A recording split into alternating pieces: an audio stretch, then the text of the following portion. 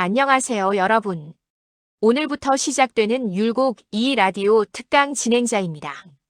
우리 모두 5,000원권 집회에서 익숙하게 보는 그분, 율곡 2. 9번 장원 급제한 천재 유학자로만 알고 계시죠?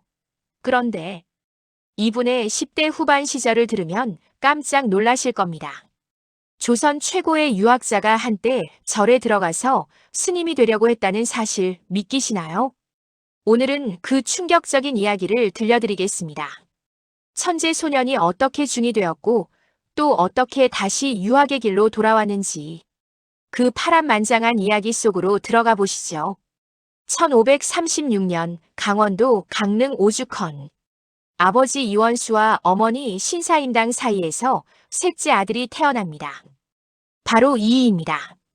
요즘으로 치면 강릉이 외가고 친가는 경기도 파주에 있었는데요. 재미있는 건 이이가 실질적으로는 외가에서 자랐다는 겁니다. 왜냐하면 아버지 이원수가 뭐냐, 요즘 말로 하면 대릴 사위였거든요. 신사임당의 아버지 신명화가 딸을 편하게 살게 하려고 일부러 한미한 집안의 평범한 사람, 이원수를 골라서 사위로 들인 겁니다. 요즘으로 치면 재벌집 딸이 평범한 직장인과 결혼해서 처가 집에서 사는 격이죠.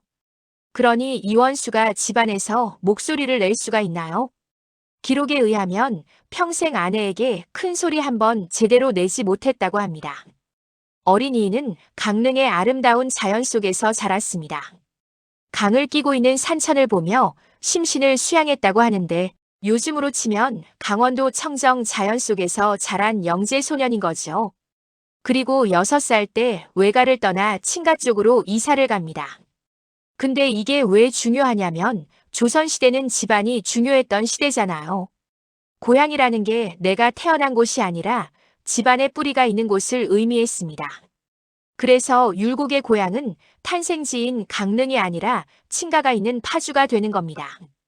그의 호 율곡도 파주의 율곡리에서 따온 거고요. 근데 아이러니한 게 뭐냐면 실질적인 재산과 인맥은 다 강릉 외가 쪽에 있었다는 겁니다. 파주에는 진짜 아무것도 없고 유일한 장점은 서울에서 가깝다는 것뿐이었죠.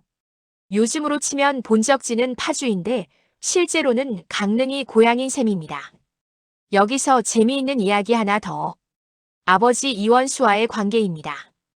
이이가 남긴 기록 중에 아버지에 관한 별다른 기록이 거의 없어요. 이이와 형제들은 아버지와 자주 다퉜던 것으로 보입니다. 왜 그랬을까요? 아버지 이원수 입장에서 생각해보면 이해가 됩니다. 자기보다 훨씬 능력 있고 집안 배경도 좋은 신사임당과 결혼해서 대릴 사위로 살았는데 아내는 또 엄청난 인물이잖아요. 그림도 잘 그리고 글씨도 잘 쓰고. 그런데 아들까지 아버지 능력을 한참 뛰어넘는 천재가 나타난 겁니다. 요즘으로 치면 평범한 직장인 아버지인데 아내는 서울대 교수고 아들은 SKY 수석 입학의 사법고시 수석 합격한 격이죠. 아버지 입장에서 소외감을 느낄 수밖에 없었을 겁니다. 실제로 나중에 신사임당이 돌아가신 후 이원수는 첩을 들이는데요. 이이와 형제들은 이 첩과 사사건건 갈등을 빚었다고 합니다.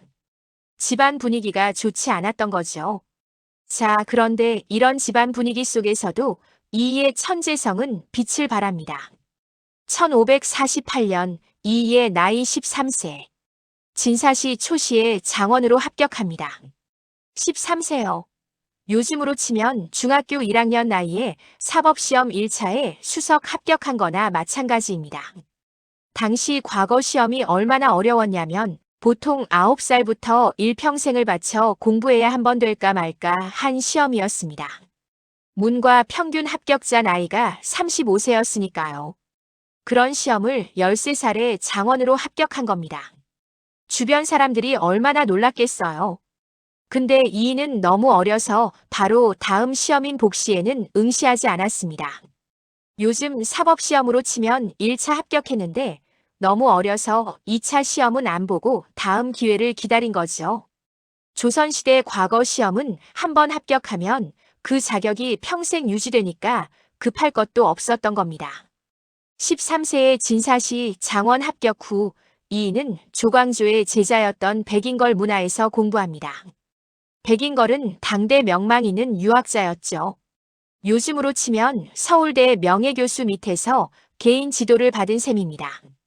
그런데 1551년 이이의 나이 16세, 인생의 전환점이 되는 사건이 일어납니다. 어머니 신사임당이 돌아가신 겁니다. 조선시대에는 부모가 돌아가시면 3년상을 치러야 했습니다. 3년 동안 무덤 곁에서 지내며 슬픔을 표현하는 심요살이를 해야 했죠. 이인은 어머니 묘 옆에서 3년을 보냅니다. 16세부터 18세까지 사춘기 한복판에서 어머니를 잃은 충격을 안고 무덤 옆에서 3년을 보낸 겁니다. 요즘으로 치면 고등학교 1학년부터 3학년까지를 학교도 안 가고 묘지에서 보낸 거예요. 10대 소년에게 이게 얼마나 큰 충격이었겠습니까? 18세가 되어 성인식인 관례를 마치고 상복을 벗었습니다. 그런데 이인은 어머니를 잊지 못했습니다. 요즘 말로 하면 트라우마에 빠진 거죠. 깊은 우울감과 상실감 속에서 방황하던 이인은 우연히 봉은사에서 불경을 읽게 됩니다. 그리고 충격을 받았습니다. 불경의 내용에 깊이 감명받은 겁니다. 생사의 문제, 고통의 본질, 마음의 평화. 어머니를 잃은 슬픔으로 괴로워하던 18세 소년에게 불교의 가르침은 위로가 되었을 겁니다. 그리고 1554년 이이의 나이 19세. 충격적인 결정을 내립니다. 속세를 떠나기로 한 겁니다. 친구들에게 이별 편지를 보내고 절에 들어갑니다. 어디로 갔을까요? 금강산입니다. 요즘으로 비유하면 어떨까요? 서울대 의예과에 수석 합격한 고3 학생이 갑자기 나 의사 안 할래. 히말라야 가서 명상할 거야 라고 하면서 티베트로 떠나버린 격입니다. 주변 사람들이 얼마나 놀랐겠어요. 13세의 진사시 장원 급제한 천재 소년, 조선 최고의 유학자가 될 거라고. 모두가 기대하던 청년이 갑자기 절에 들어간 겁니다. 요즘으로 치면 스타벅스 대신 승가대학교 간 거죠. 금강산에 들어간 이인은 본격적으로 불법을 공부합니다. 그리고 의암이라는 법명까지 받습니다. 법명을 받았다는 건 공식적으로 불교 제자가 되었다는 의미입니다. 요즘으로 치면 세례를 받고 크리스천 네임을 받은 거나 마찬가지죠. 여기서 재미있는 논쟁이 있습니다. 이이가 실제로 머리를 깎고 완전히 출가를 했느냐 아니면 머리를 안 깎은 제가자 신분으로 있었느냐. 역사학자 이병도가 이 사실을 밝혀내는데 실제로는 삭발까지는 하지 않고 거사로 남았을 가능성이 높다고 합니다. 조선이 숭유학불로 유명하지만 조선 전기만 해도 유학자들 중에 불교에 흥미를 가진 사람들이 꽤 있었습니다. 법명을 가진 거사들도 있었고요. 대표적으로 하루 술 3잔 설화로 유명한 손순효가 치류거사라는 법명을 가지고 있었죠. 실제로 세종대왕도 소원왕후와 아들들이 죽자 불교에 심취했었고요. 장유라는 학자의 기록에 의하면 율곡을 직접 만났던 두 사람의 증언으로 그가 머리를 깎지 않았다고 했습니다. 이게 사실에 가장 가까울 것 같네요. 그러니까 완전한 출가승은 아니었고 머리는 기른 채로 절에서 수행하는 거사였던 거죠. 그런데 여기서 중요한 건 머리를 깎았느냐 안 깎았느냐가 아닙니다. 이이가 그 시간 동안 뭘 했느냐가 중요한 거죠. 금강산에서 이이는 온갖 불경들을 읽어냈습니다. 그것도 엄청난 속도로요. 주변 스님들이 감탄해서 생불이 나타났다고 할 정도였다고 합니다. 요즘으로 치면 하버드 신학대학원에 들어간 천재가 1년 만에 모든 커리큘럼을 마스터하고 교수들까지 놀라게 한 거죠. 머리가 좋은 건 유교에서만이 아니라 불교에서도 두각을 드러낸 겁니다. 천재는 어디 가도 천재인 거죠. 이 본인도 나중에 이렇게 회고합니다. 불시부처님과 그 제자에게 생각을 더하지도 덜하지도 말라고 경계한 것은 무슨 뜻인가? 대개 그 학문은 별다르게 기묘한 것이 없다. 다만 이 마음이 내달리는 길을 끊어 정신을 집중시켜 고요함이 지극하여 텅 비고 밝은 경지로 나아가게 하고자 할 뿐이다. 이인은 불교의 핵심을 정확하게 꿰뚫고 있었던 겁니다. 화두를 두고 거기에 매달려 공부하게 하는데 미리 이런 원리를 알면 선 공부가 전일하지 못할까봐 이런 금법을 만들어서 속이는 거라고까지 말합니다. 불교를 완전히 이해한 거죠. 그런데 어느 순간 이인은 불교의 회의를 느끼기 시작합니다. 정확히 언제인지는 기록에 없지만 금강산에서 하산하여 다시 유학의 길로 돌아옵니다. 왜 그랬을까요? 여러 추측이 있지만 아마도 이런 이유였을 겁니다. 불교는 개인의 깨달음을 추구하지만 유학은 세상을 바로잡는 것을 추구합니다. 천재 소년 이이에게 혼자만의 깨달음으로는 부족했던 거죠. 세상을 위해 무언가를 해야 한다는 사명감이 그를 다시 유학으로 이끈 게 아닐까요? 요즘으로 치면 실리콘밸리 스타트업 대표가 될 수 있는 인재가 히말라야에서 명상하다가 이게 아니구나. 세상에 나가서 혁신을 만들어야지라고 깨닫고 다시 내려온 거나 비슷합니다. 1557년 이이의 나이 22세. 드디어 혼인을 합니다. 상대는 성주 목사 노경린의 딸 곡산 노씨입니다.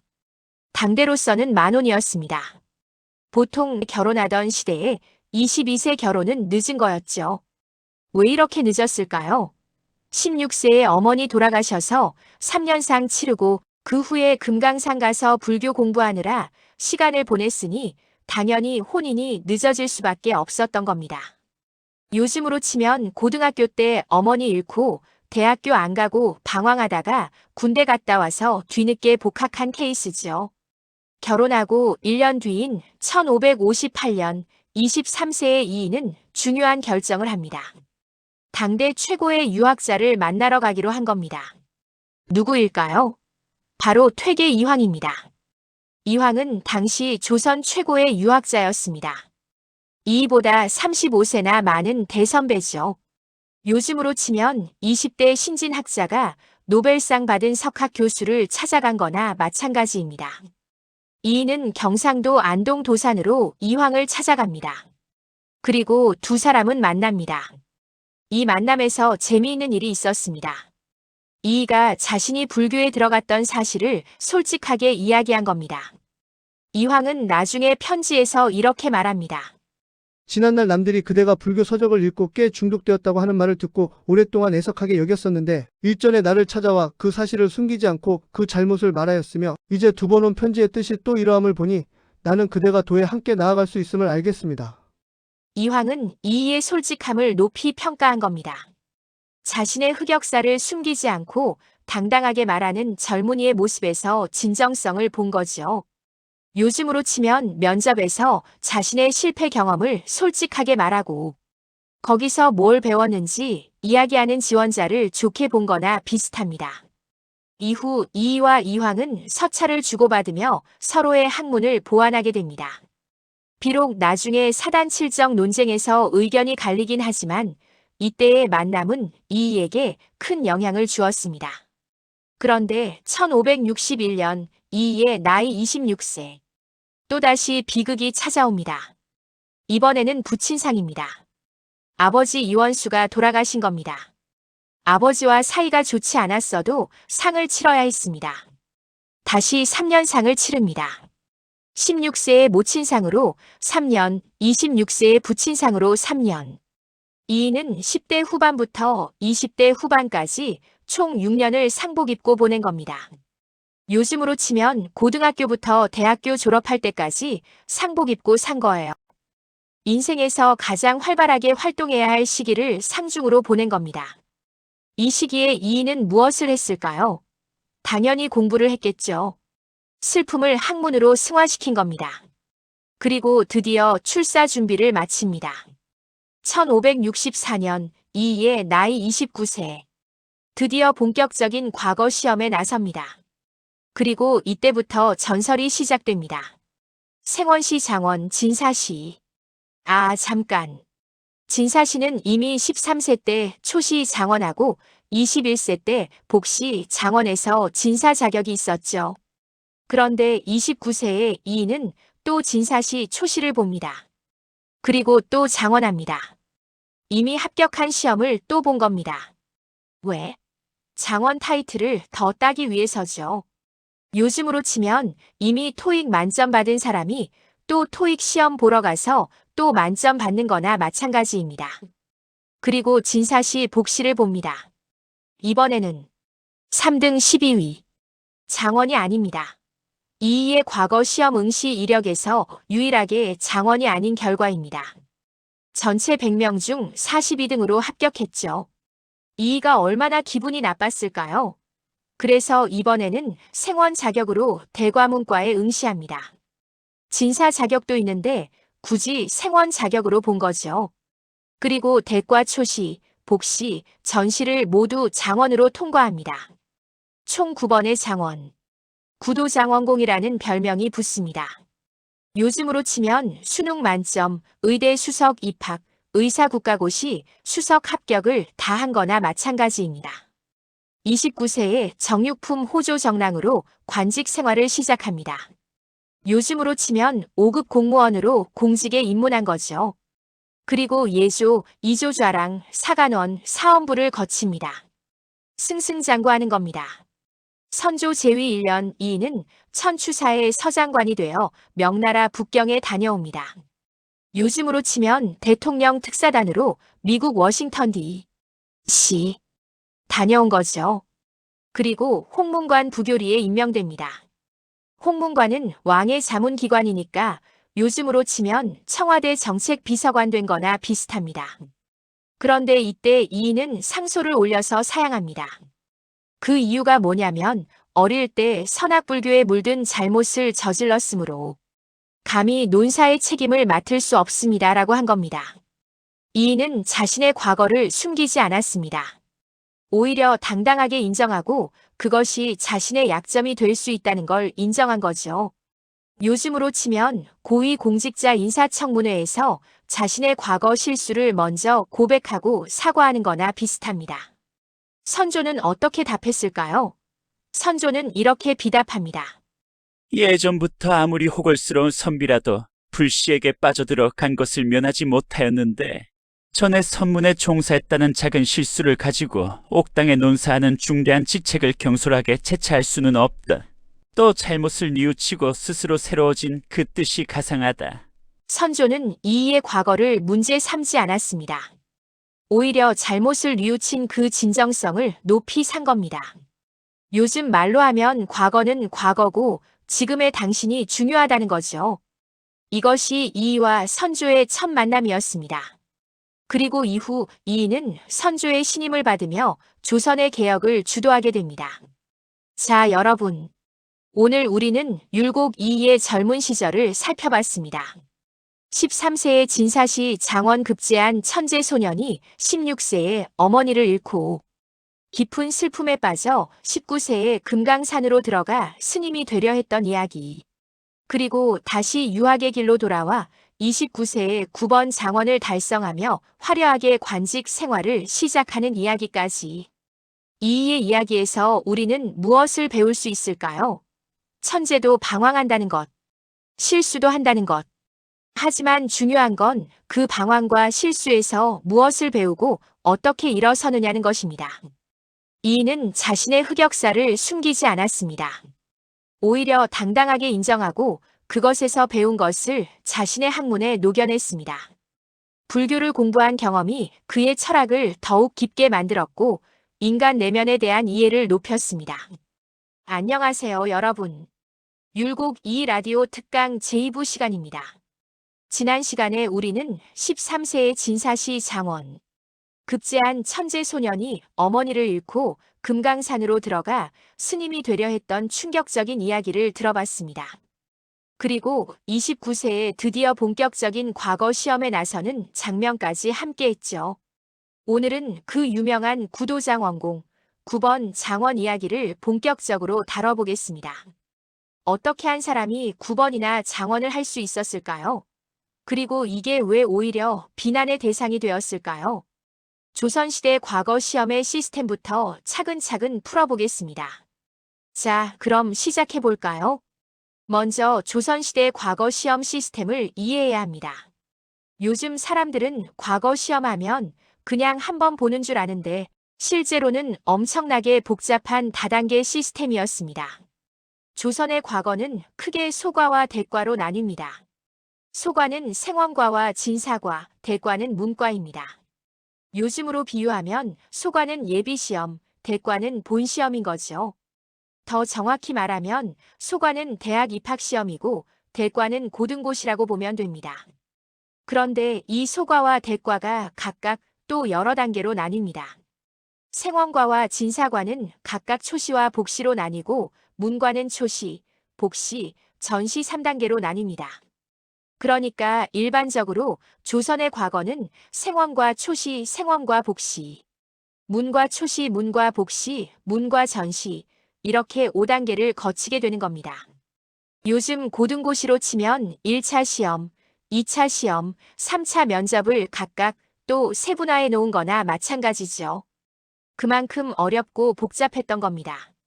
여기서 중요한 포인트. 생원과와 진사과는 둘 다 응시할 수 있습니다. 그러니까 생원과 초시, 생원과 복시 합격하고 또 진사과 초시, 진사과 복시도 응시할 수 있는 거죠. 요즘으로 치면 행정고시 합격하고 또 외무고시도 볼 수 있는 거나 비슷합니다. 그리고 더 중요한 건 한 번 합격하면 그 자격이 평생 유지된다는 겁니다. 생원과 초시에 합격하면 그 자격으로 언제든지 복시를 볼 수 있고 생원이나 진사가 되면 그 자격으로 언제든지 대과에 응시할 수 있습니다. 자, 이제 이이의 과거 응시 이력을 자세히 살펴볼까요? 1548년 이 13세. 진사과 초시 1차 장원. 13세 소년이 진사과 초시에 장원으로 합격합니다. 주변이 발칵 뒤집혔겠죠. 요즘으로 치면 중학교 1학년이 수능 만점 받은 거나 마찬가지니까요. 근데 이이는 너무 어려서 바로 복시에 응시하지 않았습니다. 요즘 말로 하면 동차 미응시인 거죠. 왜 안 봤을까요? 여러 이유가 있겠지만 아마도 주변에서 말렸을 겁니다.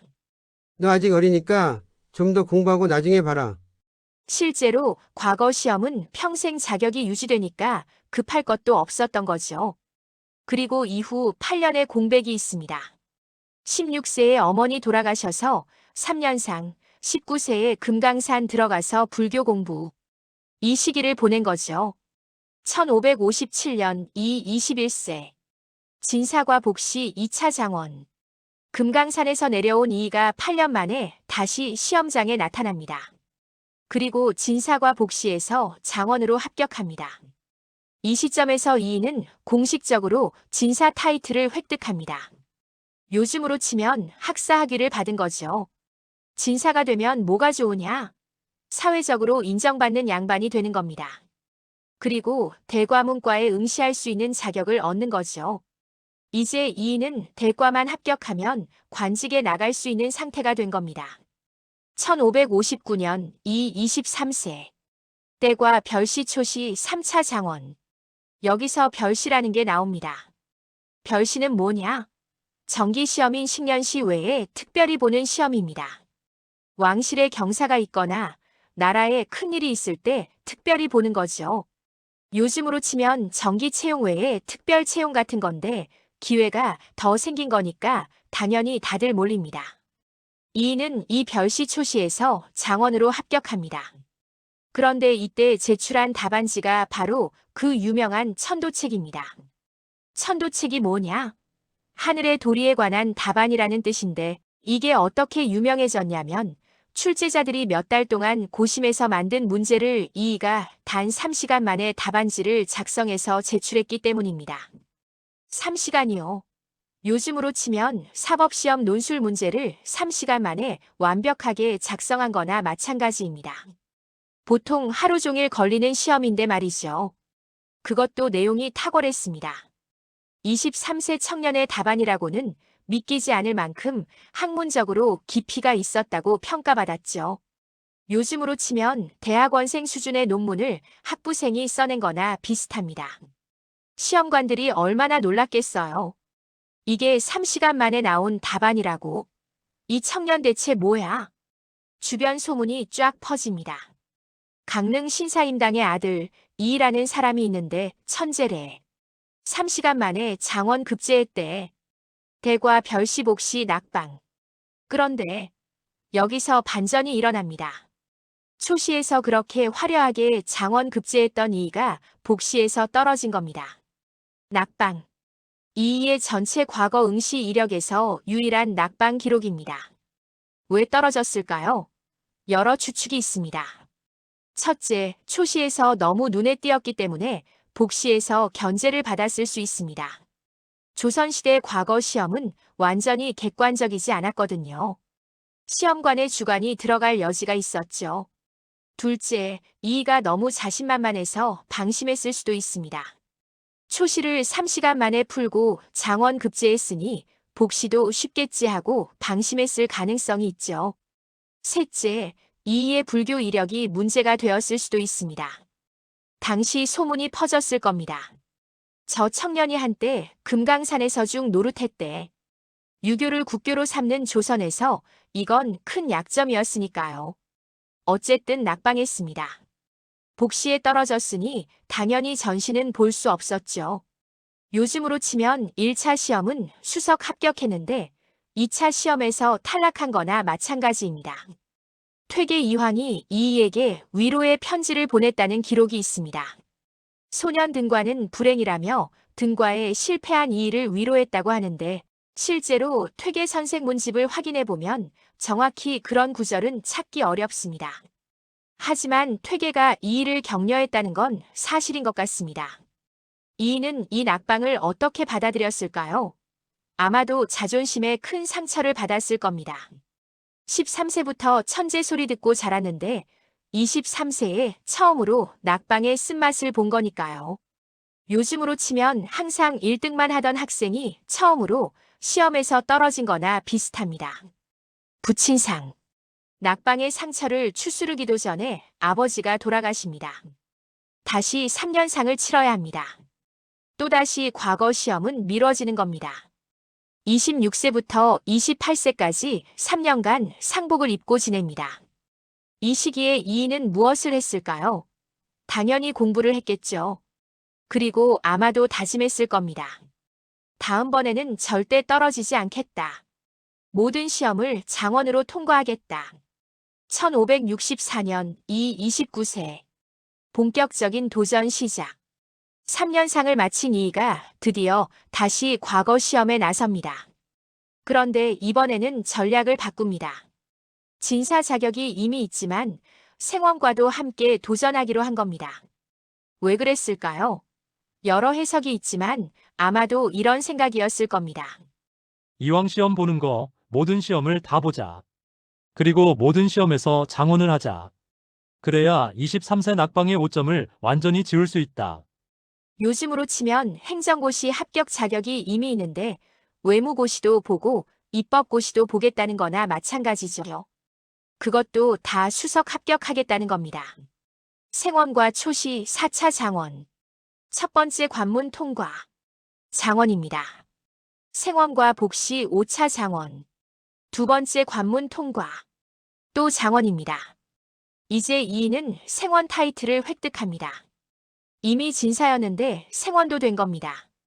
요즘으로 치면 이중학위를 받은 거죠.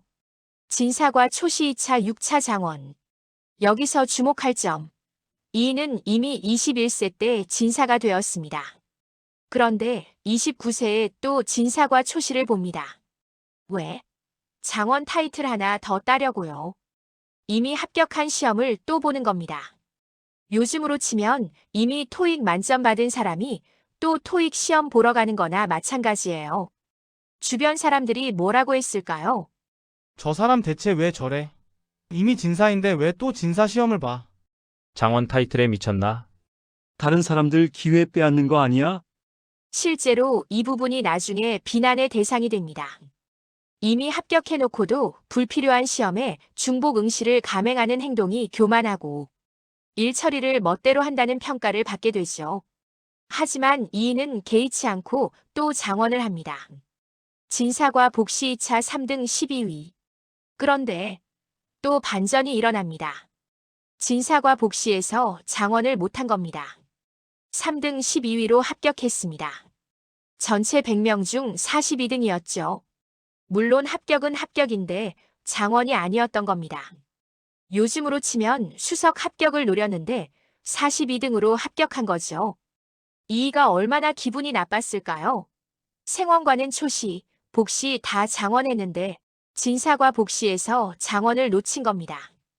그것도 이미 한 번 합격한 시험인데 말이죠. 이때 장원은 조원이라는 사람이 했습니다.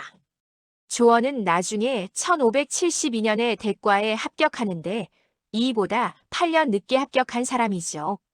근데 진사과 복시에서는 이이를 이긴 겁니다. 재미있는 건 조원 집안도 이 사실을 자랑하지 못했다는 겁니다. 우리 할아버지가 율곡 이이를 이겼다 라고 말할 수 없었던 거죠.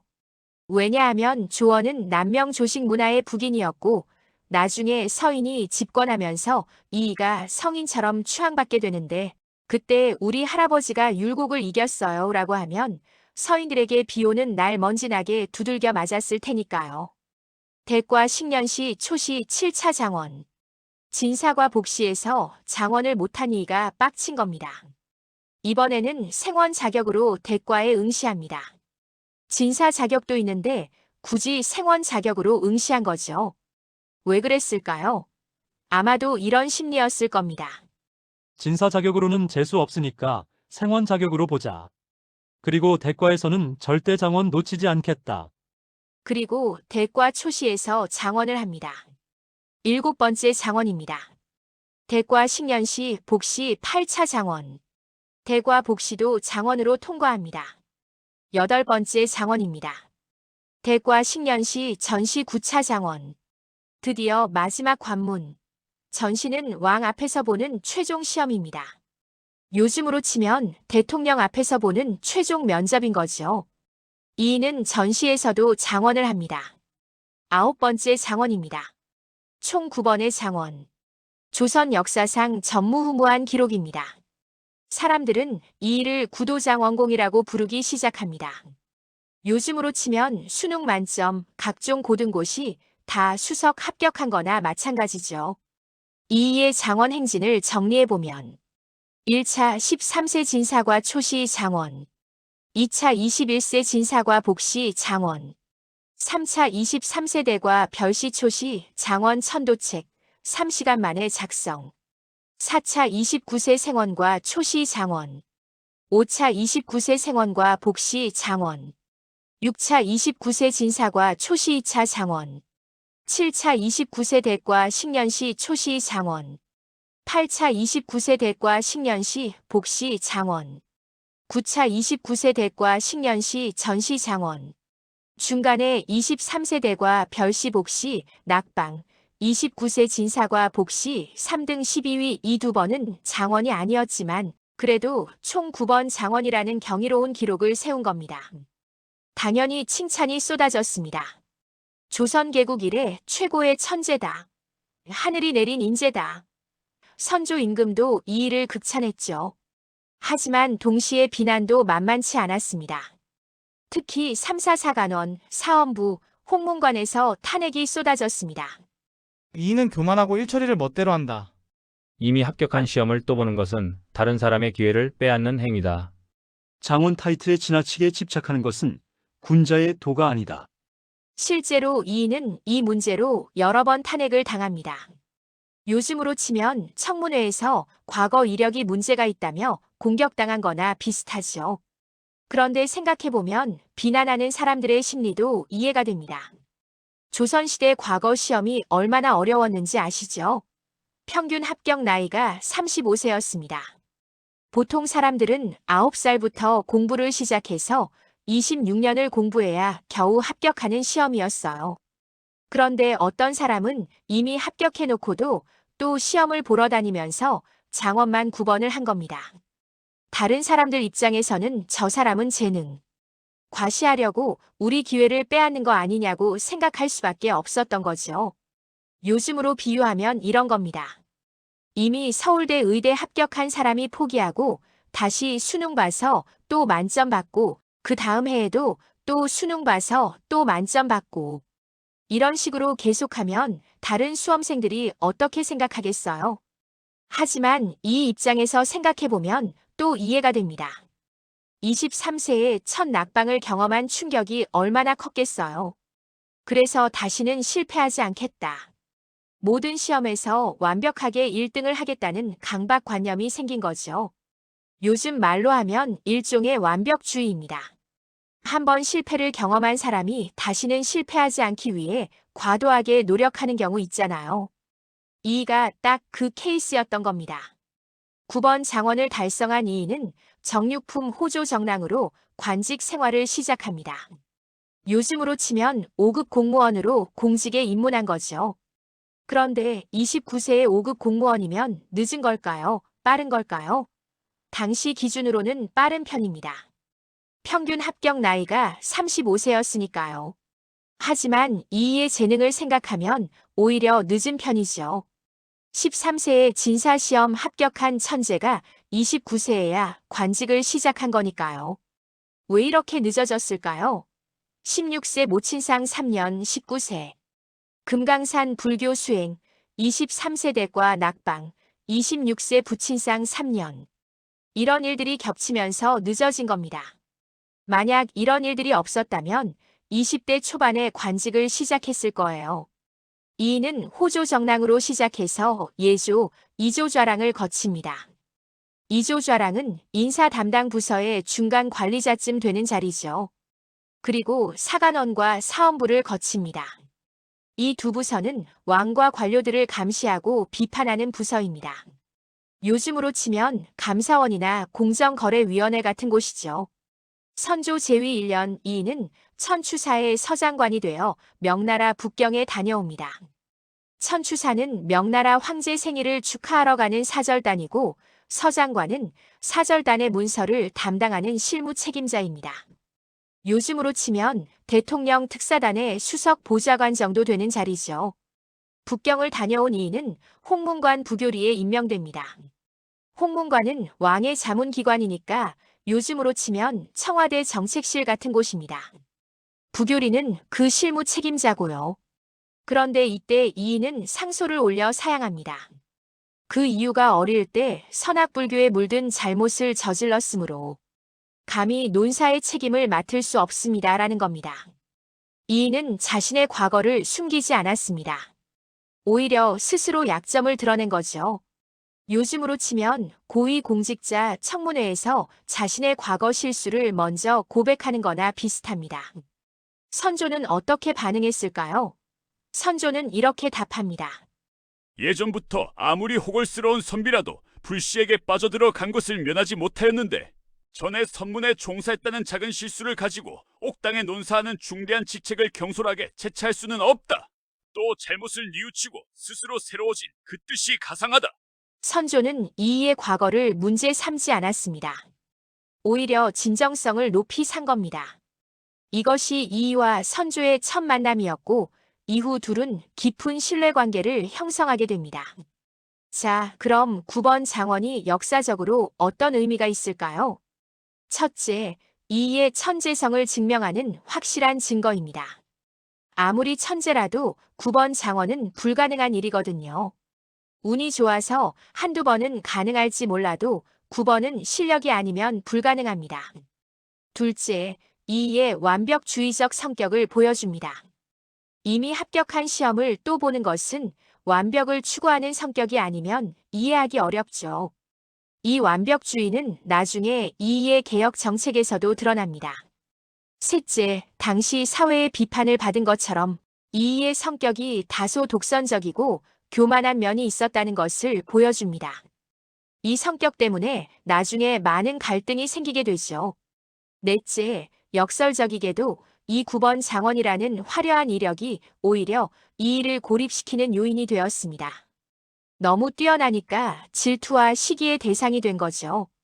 요즘으로 치면 너무 완벽한 스펙 때문에 오히려 동료들과의 관계에서 어려움을 겪는 경우와 비슷합니다. 자, 여러분. 오늘 우리는 율곡 이이의 9번 장원 이야기를 들어봤습니다. 13세 첫 장원부터 29세 마지막 장원까지 그 화려한 기록 뒤에 숨겨진 이야기들을 살펴봤습니다. 천재의 고민도 들여다봤습니다.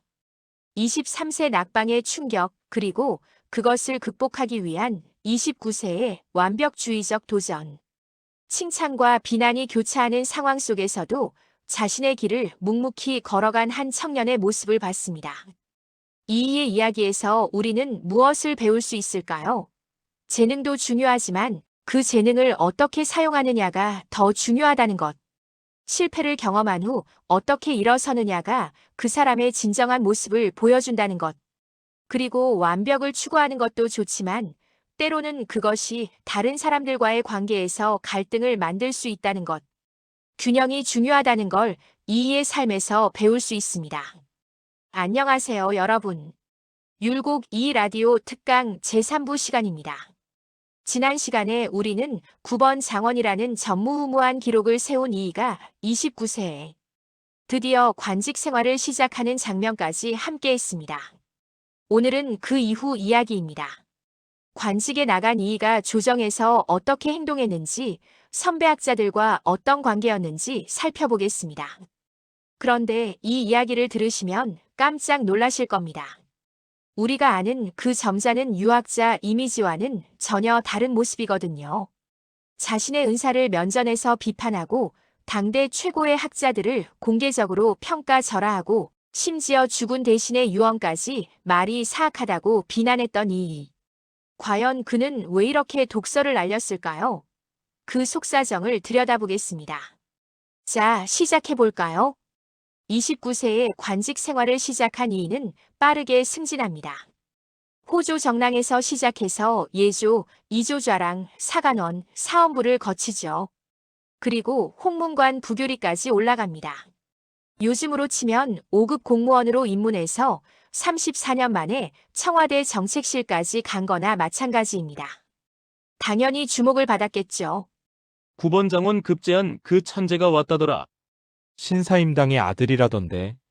모든 시선이 이이에게 쏠렸습니다. 그런데 이이는 조용히 있는 스타일이 아니었습니다.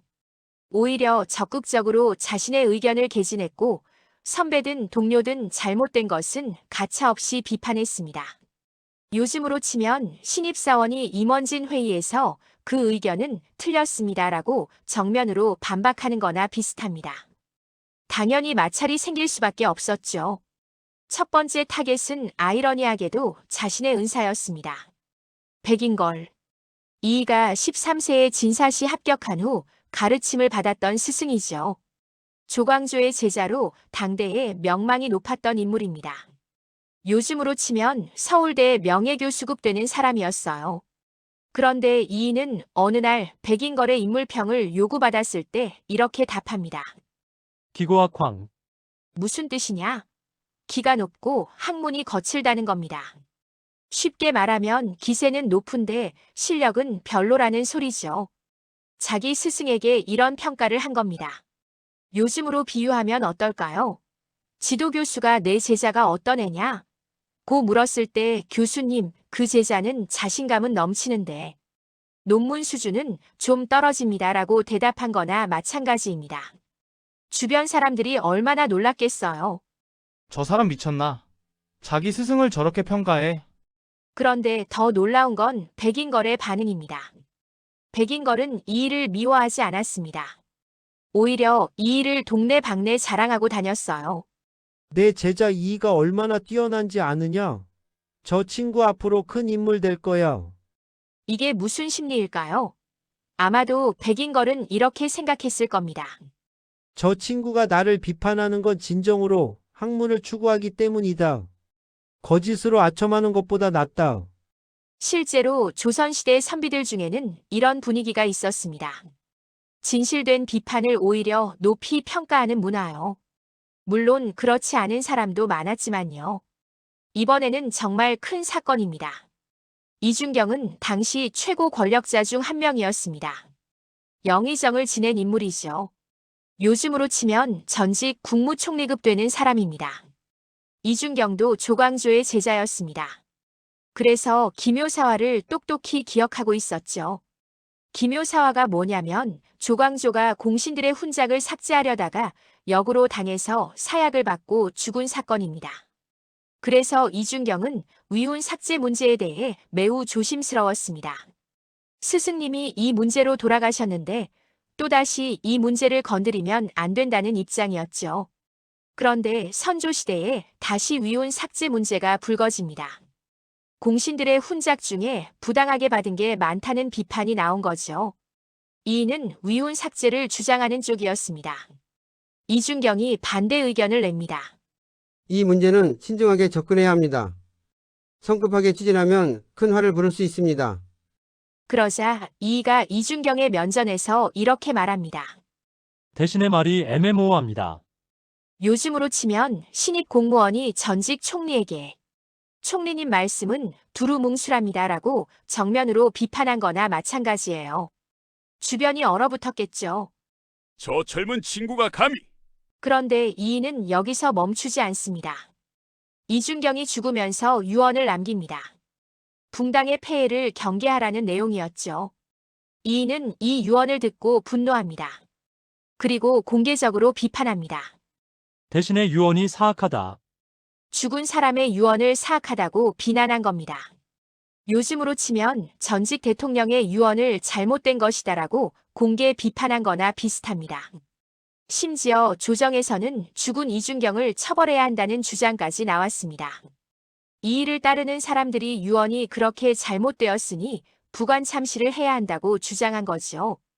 결국 이 문제는 류성룡 등 동인이 반대해서 무산되었지만 이 사건으로 이이의 이미지는 더욱 논쟁적이 되었습니다. 이번에는 조선 최고의 성리학자 퇴계 이황입니다. 이황은 23세의 이이를 만나주고 서찰을 주고받으며 학문을 논했던 선배학자죠. 이이보다 35세나 많은 대선배입니다. 요즘으로 치면 노벨상 받은 석학 교수와 20대 신진학자의 관계 정도 됩니다. 그런데 이이는 어느 날 어전에서 이렇게 말합니다. 그것도 이황의 제자 김성일이 동석한 자리에서요. 이황의 학문은 좋은데 자풍이나 정신은 옛사람에게 미치지 못하는 듯합니다. 자풍이 뭐냐? 학자의 풍모, 기상 같은 겁니다. 쉽게 말하면 이황의 학문은 인정하는데 인품이나 기질은 옛날 성현들만 못하다는 소리죠. 김성일이 발끈합니다. 이황의 수제자였거든요. 이황 선생님의 학문은 하늘의 해와 같은데 어찌 언론이나 세간의 평판으로만 평가할 수 있겠습니까? 김성일의 항변은 이런 겁니다. 이황 선생님은 평가의 대상이 아니라 그 자체로 진리다라는 거죠. 요즘으로 치면 아인슈타인을 평가한다는 게 말이 되나요? 라고 반박한 거나 비슷합니다. 그런데 이인은 물러서지 않습니다. 자기 생각을 계속 주장했죠. 왜 이인은 이황을 비판했을까요? 여러 해석이 있습니다. 첫째, 학문적 견해 차이입니다. 이황과 이인은 사단칠정 논쟁에서 의견이 달랐습니다.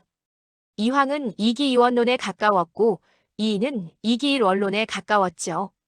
이 차이가 근본적인 대립을 만들었던 겁니다. 둘째, 이이의 독립적인 성격입니다. 이인은 독학으로 학문을 이룬 사람입니다. 이황처럼 명망 있는 스승 밑에서 체계적으로 배운 게 아니에요. 그래서 기존 권위에 도전하는 게 자연스러웠던 겁니다. 셋째, 시대적 상황입니다. 이황, 조식, 서경덕 등 1세대 거물 학자들의 시대가 끝나고 그들의 제자들이 학파를 형성하던 시기였습니다. 이인은 기존 학파에 속하지 않은 새로운 세력이었죠. 요즘으로 치면 기득권 학파에 도전하는 신진 세력인 거예요. 서경덕은 화담이라는 호로 유명한 학자입니다. 주기론의 대가였죠. 그런데 이분이 돌아가신 후 우의정 추중 문제가 나옵니다. 이인은 추중에는 찬성했습니다. 그런데 서경덕의 학문에 대해서는 이렇게 평가합니다. 도에 너무 치우쳤다. 도라는 게 뭐냐? 여기서는 도교나 불교를 암시하는 겁니다. 조선시대에 멀쩡한 유학자를 도교나 불교에 연결시킨다는 건 대놓고 조롱하는 거나 마찬가지였습니다. 저 사람 학문이 사도에 가깝다는 소리거든요. 요즘으로 치면 정통 과학자를 유사과학에 가깝다고 평가하는 거나 비슷합니다. 서경덕의 제자들이 분노했습니다. 특히 허엽이 그랬죠. 허엽은 허난설원과 허균의 아버지로 유명한 인물입니다.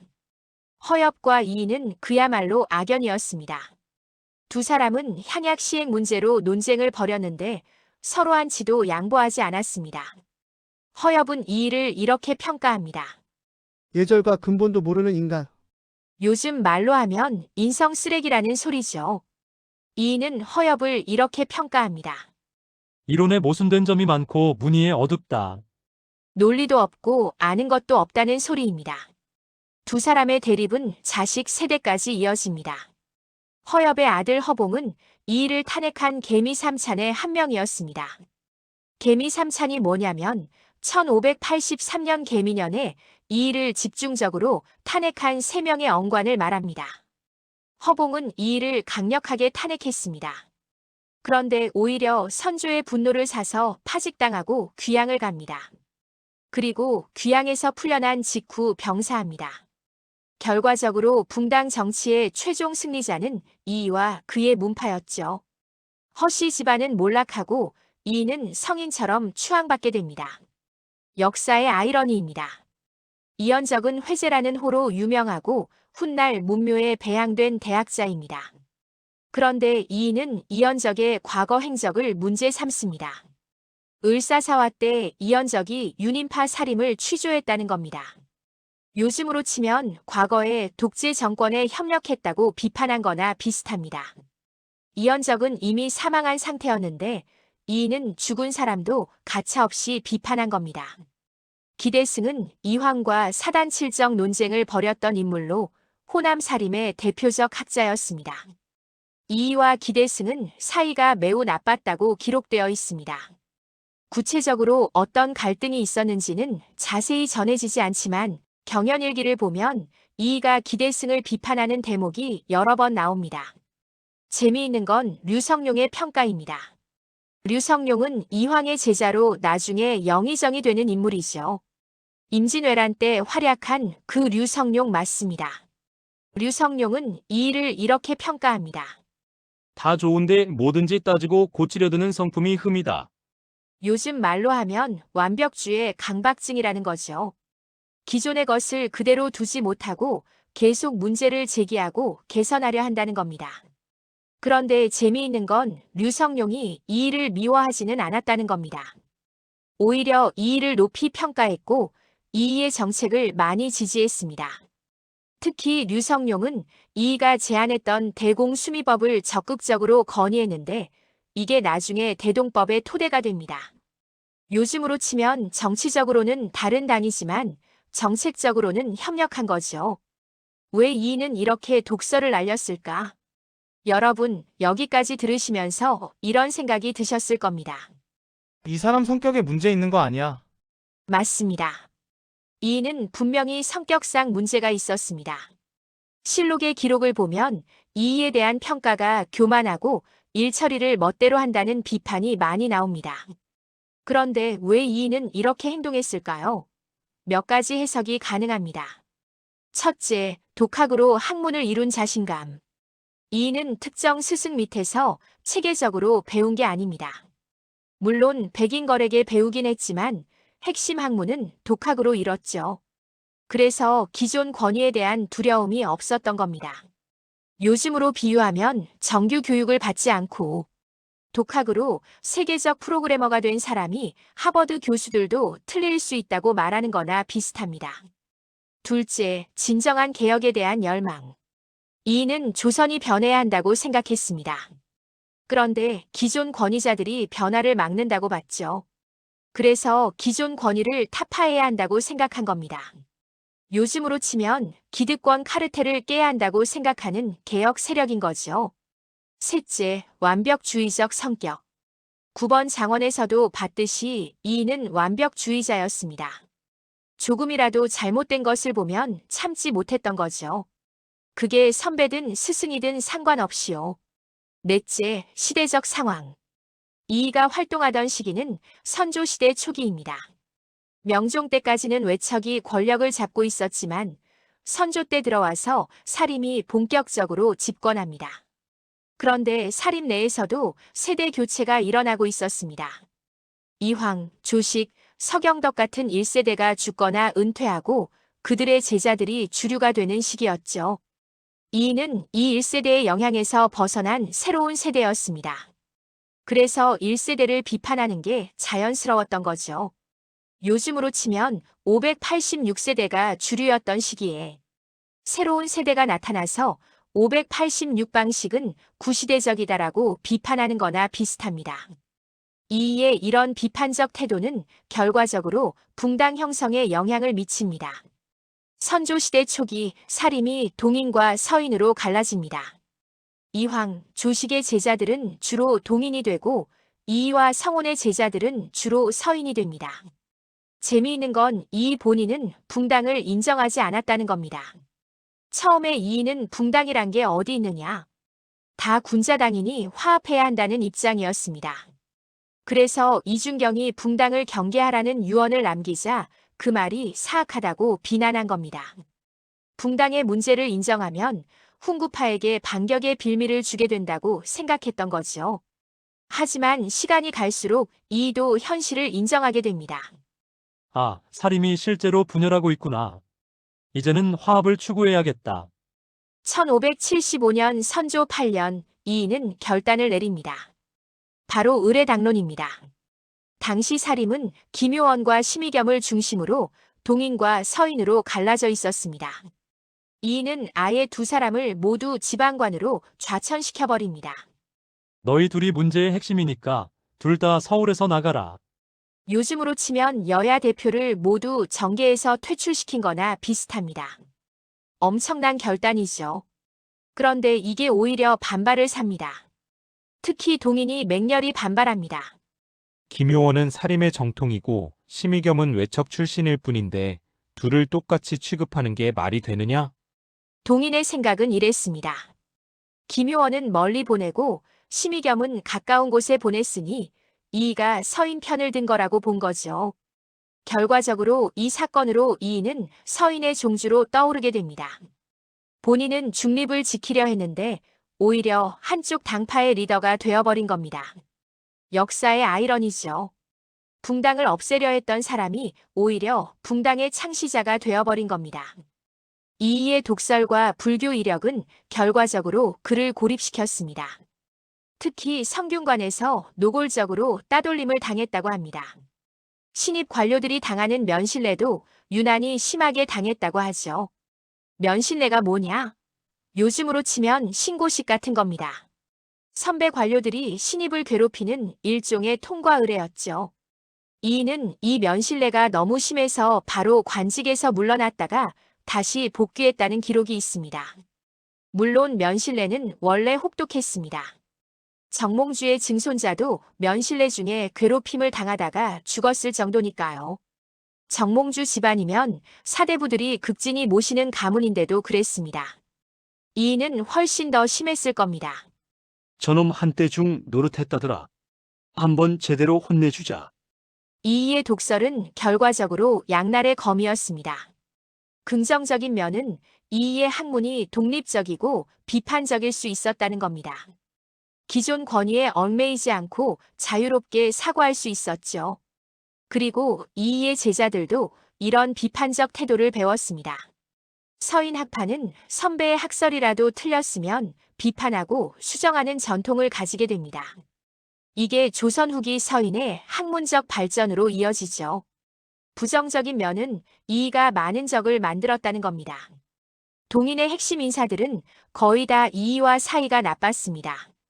이황의 제자들, 조식의 제자들이 다 이이를 미워했죠. 그리고 이 대립이 붕당 정치의 과열로 이어집니다. 이이가 죽은 후 서인과 동인의 대립은 더욱 심해져서 나중에 인조 반정, 예속 논쟁 등으로 이어지게 됩니다. 이이의 이야기에서 우리는 무엇을 배울 수 있을까요? 첫째, 비판적 사고의 중요성입니다. 권위에 얽매이지 않고 자유롭게 사고하는 자세요. 둘째, 하지만 비판도 방법이 있다는 겁니다. 이이의 독설은 많은 적을 만들었고 결과적으로 그의 개혁도 제대로 이루어지지 못했습니다. 셋째, 완벽주의의 양면성입니다. 완벽을 추구하는 것도 좋지만 때로는 타협과 조화도 필요하다는 거죠. 안녕하세요, 여러분. 율곡 2라디오 특강 마지막 제4부 시간입니다. 지난 시간에 우리는 독설과 율곡의 모습을 살펴봤습니다. 선배학자들을 가차없이 비판하고 조정을 뒤흔들었던 이이의 모습을 함께 했죠. 오늘은 율곡 이이의 마지막 이야기입니다. 1581년 46세의 이이가 주장한 10만 양병설. 군사 10만을 양성하고 훈련시켜야 한다는 이 주장은 왜 나왔고 왜 받아들여지지 않았을까요? 그리고 그로부터 3년 후 47세의 젊은 나이에 세상을 떠난 이이. 그가 죽고 8년 후 임진왜란이 터집니다. 율곡의 말을 들었더라면 전쟁 중에 사람들은 이렇게 후회했습니다. 과연 이이는 예언자였을까요? 아니면 그저 운 좋게 맞춘 걸까요? 오늘 그 이야기를 들여다보겠습니다. 자, 시작해볼까요? 1570년대 후반 조선의 정치 상황은 혼란스러웠습니다. 사림이 동인과 서인으로 갈라져서 서로 싸우고 있었죠. 이이는 의례당론으로 양쪽을 중재하려 했지만 오히려 더 큰 반발을 샀습니다. 이 시기 이이는 깊은 고민에 빠졌을 겁니다. 내가 무엇을 잘못했나? 나라를 위한다는 마음은 똑같은데 왜 이렇게 싸우는가? 그리고 이이는 더 큰 문제를 보게 됩니다. 국방 문제였습니다. 16세기 후반 동아시아는 큰 변화를 겪고 있었습니다. 중국에서는 명나라가 여전히 강력했지만 북방의 여진족이 조금씩 세력을 키우고 있었습니다. 훗날 청나라를 세울 그 여진족이죠. 일본에서는 전국시대가 막바지에 접어들고 있었습니다. 오다 노부나가가 등장했고 1582년 혼노지의 변으로 죽은 후 도요토미 히데요시가 일본 통일을 눈앞에 두고 있었습니다. 요즘으로 비유하면 어떨까요? 주변 강대국들이 다 군비 경쟁을 벌이는데 우리만 평화롭게 지내고 있는 상황이죠. 그런데 조선은 이런 변화를 전혀 감지하지 못하고 있었습니다. 아니, 감지했어도 대수롭지 않게 여겼습니다. 왜구? 그거 해적대거리 아니야? 우리가 무서워할 필요 있어? 여진, 야만족이잖아. 걱정 마. 조선의 지배층은 이렇게 생각했습니다. 요즘으로 치면 우리는 선진국이니까 후진국은 신경 쓸 필요 없다는 오만함이죠. 하지만 이이는 달랐습니다. 이이는 위기를 감지했습니다. 무엇보다 조선의 군사력이 엉망이라는 걸 알고 있었습니다. 임진왜란 전 조선의 군사 시스템은 완전히 붕괴된 상태였거든요. 조선 초기에는 제대로 된 군사제도가 있었습니다. 양인 남자는 모두 군역 의무가 있었고 번갈아가며 복무했죠. 요즘으로 치면 예비군 시스템 같은 겁니다. 그런데 16세기 중반 이후 이 시스템이 완전히 무너졌습니다. 왜냐하면 양반들은 군역을 안 지고 돈 있는 사람들은 군포 군역 대신 내는 돈을 내고 면제받았거든요. 결국 가난한 농민들만 군역을 지게 되는데 이들도 도망가거나 대리인을 보내는 경우가 많았습니다. 요즘으로 치면 국방의 의무가 유명무실해진 거죠. 게다가 훈련도 제대로 안 됐습니다. 군인들은 훈련받지 않은 농민들이었고 무기도 형편없었죠. 요즘으로 치면 총 한 번 안 쏴본 사람들에게 낡은 총 쥐어주고 너희가 군인이다라고 하는 거나 마찬가지였습니다. 이이는 이 상황을 매우 심각하게 봤습니다. 1581년 이이의 나이 46세. 이이는 선조에게 상소를 올립니다. 그 유명한 10만 양병설입니다. 내용을 요약하면 이렇습니다. 전하, 지금 우리 군사 시스템은 완전히 무너졌습니다. 군인이라고 부를 수 있는 사람이 거의 없습니다. 이대로 가다가는 큰 화를 당할 것입니다. 제가 제안합니다. 군사 10만 명을 제대로 양성하고 훈련시키십시오. 무기를 갖추고 정기적으로 훈련하고 전술을 익히게 하십시오. 그리고 방어시설을 보강하십시오. 성곽을 수리하고 무기고를 채우고 군량을 비축하십시오. 지금 당장 시작하지 않으면 10년 안에 큰 전쟁이 일어날 것입니다. 요즘으로 치면 국방장관이 대통령에게 지금 우리 군대는 전력이 형편없습니다. 국방 예산을 대폭 늘리고 군 개혁을 단행해야 합니다라고 보고한 거나 마찬가지죠. 이이의 제안은 구체적이었습니다. 그냥 군사를 늘려야 한다가 아니라 몇 명을 어떻게 훈련시키고 어떤 무기를 갖추고 어떤 방어 체계를 만들어야 하는지 상세하게 제시했습니다. 그런데 선조와 대신들의 반응은 차갑했습니다. 자네 너무 걱정이 많은 것 아닌가? 전쟁? 무슨 전쟁? 지금 평화로운데? 군사 10만을 양성한다고? 그게 얼마나 많은 돈이 드는데? 백성들이 힘들었는데 군역을 늘린다고? 반발이 엄청날 텐데. 요즘으로 치면 이런 반응이죠. 국방 예산을 2배로 늘리자고? 지금 복지 예산도 부족한데? 전쟁 위기? 과장하는 거 아니야? 징병제 강화? 젊은 층이 반발할 텐데. 사실 선조와 대신들의 반응도 이해는 됩니다.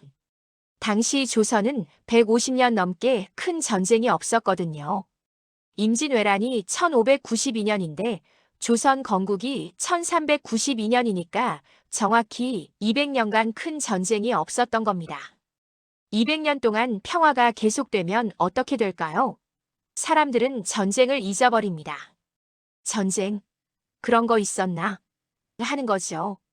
요즘으로 치면 한국이 70년 넘게 전쟁이 없었는데 어떤 사람이 10년 안에 큰 전쟁이 온다.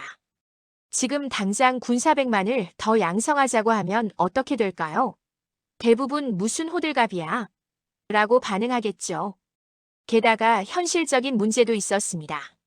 군사 10만을 양성하려면 엄청난 돈이 들어갑니다. 무기, 군량, 급여, 훈련 시설. 요즘으로 치면 수조 원의 예산이 필요한 거죠. 그 돈을 어디서 마련합니까? 세금을 올려야 하는데 백성들이 가만히 있을까요? 이미 백성들은 각종 세금과 군포로 힘들어하고 있었습니다. 결국 선조와 대신들은 이의의 제안을 거부합니다. 자네 뜻은 알겠지만 현실적으로 불가능하네. 백성들도 힘들고 나라 살림도 어려운데 어떻게 그런 일을 하겠나? 이의는 좌절했을 겁니다. 내가 이렇게 경고했는데 왜 아무도 안 들어주는가? 설상가상으로 이의는 이 시기에 탄핵을 당합니다. 동인 측 언관들이 이의를 집중적으로 공격합니다. 1583년 개미 삼산 사건이 대표적이죠. 허봉을 포함한 3명의 언관이 이의를 강력하게 탄핵한 겁니다. 탄핵 이유는 여러 가지였습니다. 이의는 교만하고 독단적이다. 붕당을 조장했다.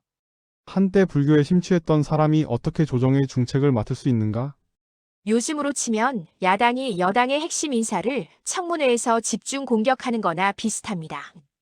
이의는 관직에서 물러납니다. 아마 이렇게 생각했겠죠.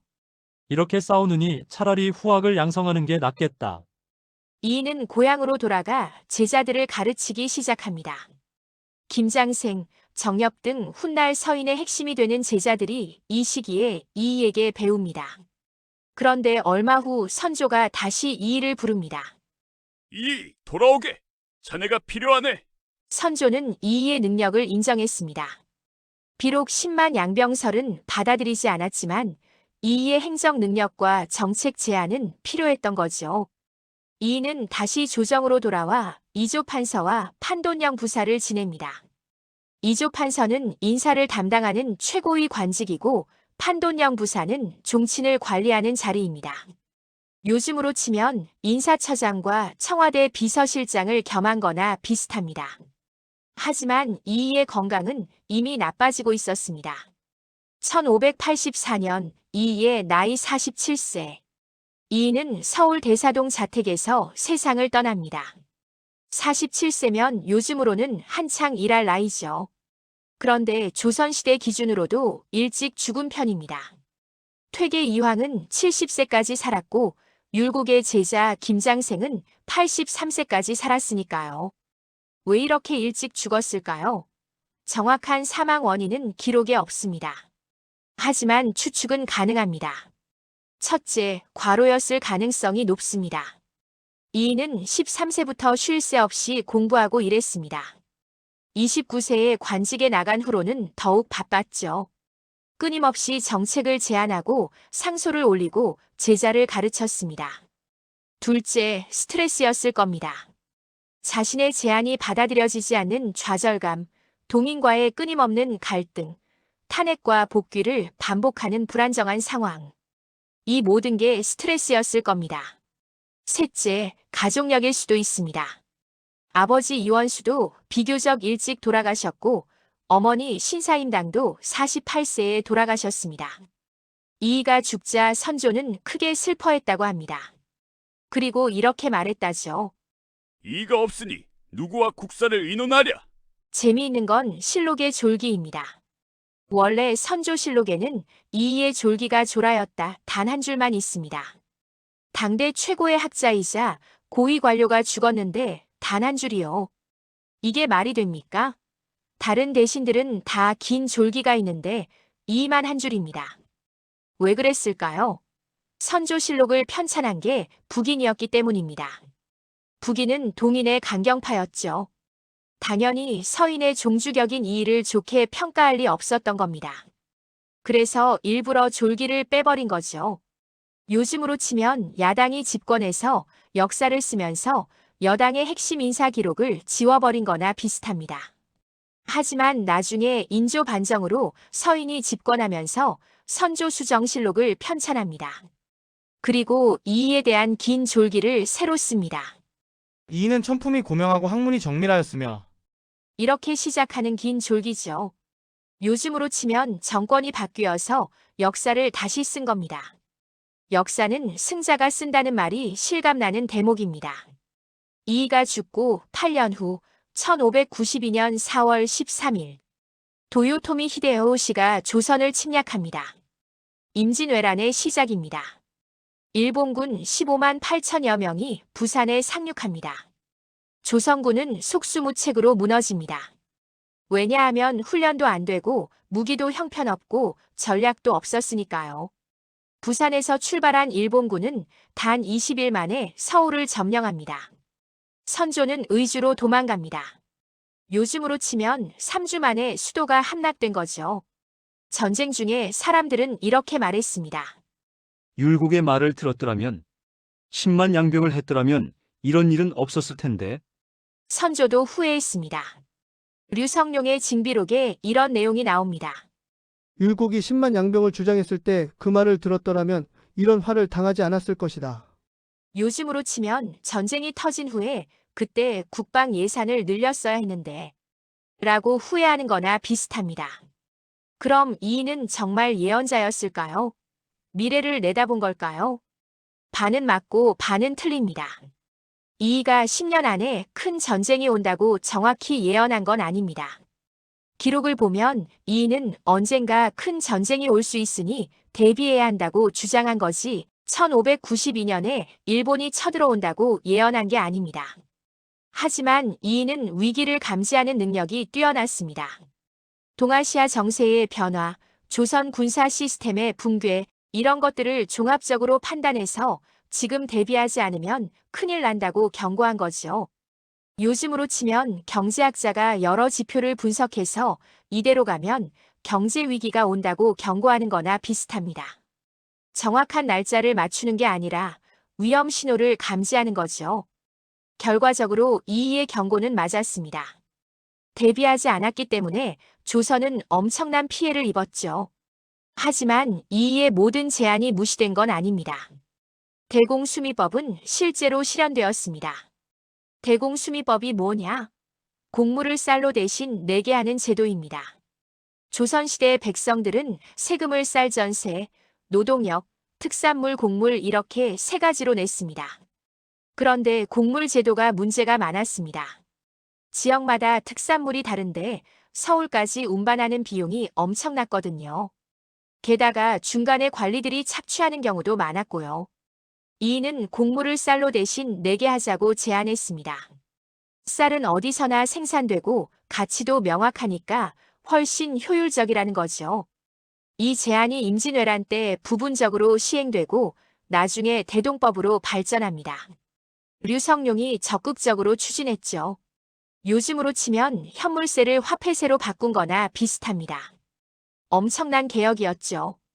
인조 때 영의정 추중. 이이는 1584년에 죽었지만 그의 명성은 점점 커집니다. 특히 서인이 집권하면서 이이는 거의 성인처럼 추앙받게 됩니다. 인조 때 이인은 영의정으로 추중됩니다. 죽은 후 최고의 관직을 받은 거죠. 요즘으로 치면 대통령 추서를 받은 거나 비슷합니다. 그리고 문묘에 배양됩니다. 문묘는 공자를 모시는 사당인데 여기 들어간다는 건 유학자로서 최고의 영예입니다. 조선시대 내내 문묘에 배양된 조선 사람은 단 18명 뿐입니다. 이인은 그중 한 명이 된 거죠. 이이가 남긴 것은 무엇일까요? 첫째, 학문적 유산입니다. 이인은 수많은 저수를 남겼습니다. 성학집이요, 경몽요결, 동호문답 등 지금도 읽히는 책들이죠. 특히 경몽요결은 초학자를 위한 입문서로 지금까지도 가치가 있습니다. 요즘으로 치면 베스트셀러 교양서적인 거죠. 둘째, 제자들입니다. 이이의 제자들은 서인의 핵심이 됩니다. 김장생, 정엽, 김집 등이 이이의 학문을 계승하고 발전시킵니다. 그리고 이들은 이이의 비판적 태도도 계승합니다. 선배의 학설이라도 틀렸으면 비판하고 수정하는 전통이 서인 학파의 특징이 되죠. 셋째, 정책적 유산입니다.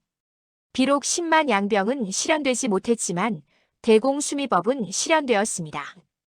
그리고 이이가 제시한 여러 개혁안들은 후대에 참고가 되었죠. 넷째, 상징적 유산입니다. 이이는 조선 최고의 천재, 9번 장원의 주인공으로 기억됩니다.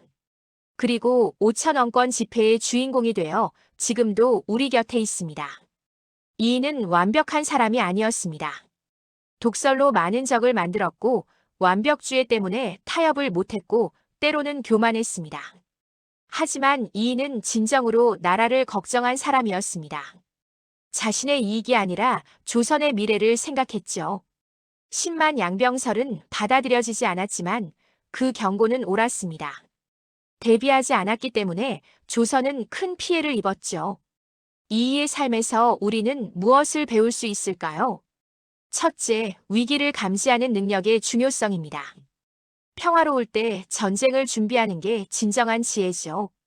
둘째, 원칙을 지키는 용기입니다. 비난받더라도 옳다고 생각하면 주장하는 자세요. 셋째, 하지만 소통의 중요성도 배웁니다. 아무리 옳은 말이라도 받아들여지지 않으면 소용없습니다.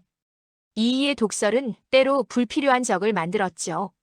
넷째, 완벽주의의 양면성입니다.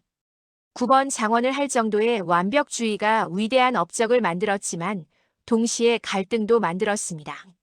자, 여러분. 4주에 걸친 율곡 2라디오 특강이 오늘로 끝났습니다. 제1부에서는 13세 천재 소년이 어머니를 잃고 금강산에서 스님이 되려 했던 이야기를 들었습니다. 제2부에서는 9번 장원이라는 전무후무한 기록과 그 이면의 이야기를 살펴봤습니다. 제3부에서는 독설가 율곡이 조정을 어떻게 뒤흔들었는지 봤습니다. 그리고 오늘 제4부에서는 10만 양병설과 47세에 이른 죽음, 그리고 그 후의 이야기까지 들었습니다. 율곡 2. 그는 천재였고 개혁가였고 때로는 독설가였고 예언자 같기도 했습니다. 완벽하지는 않았지만 진정으로 나라를 걱정한 사람이었습니다. 여러분은 이이의 이야기에서 무엇을 느끼셨나요? 9번 장원의 완벽주의, 선배를 비판하는 용기, 받아들여지지 않은 경고의 비극, 각자 다르게 느끼셨을 겁니다. 그게 역사의 매력이죠. 같은 이야기를 듣고도 각자 다른 교훈을 얻는 것. 5,000원권을 쓸 때마다 율곡 2를 떠올려 보세요. 아, 이분이 9번 장원하신 분이지. 10만 양병 주장하셨던 분이지. 그러면 돈이 조금 더 의미 있게 느껴질 겁니다. 긴 시간 함께 해주셔서 감사합니다.